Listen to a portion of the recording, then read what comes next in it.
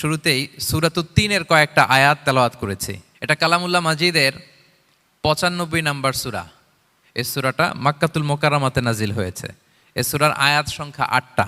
এই সূরার শুরুতে আল্লাহ তাআলা 4টা কসম করেছেন, ওয়াত-তিনি ওয়াজ-যাইতুনি ওয়া তুরি সিনিনা ওয়া হাযাল বালাদিল আমিন। ওয়াত-তিন, তিনের কসম, ওয়াজ-যাইতুন, যাইতুনের কসম, ওয়া তুরি সিনিন, সিনাই পর্বতের কসম, ওয়া হাযাল বালাদিল আমিন, আর এই নিরাপদ শহরের কসম। তো 4টা শপথ করেছেন বা আল্লাহ তাআলা কসম করেছেন। কসম দিয়ে আল্লাহ তাআলা কোরআনের অনেক সূরা শুরু করেছেন। যেমন একটা সূরায় আল্লাহ ফজরের সময়ের কসম করেছেন, আল্লাহ বলেছেন ওয়াল ফাজর। আল্লাহ আকাশের কসম করেছেন ওয়াস সামা ইযাতিল বুরুজ। আল্লাহ তাআলা সূর্যের কসম করেছেন ওয়াশ শামসি ওয়া দুহাহা।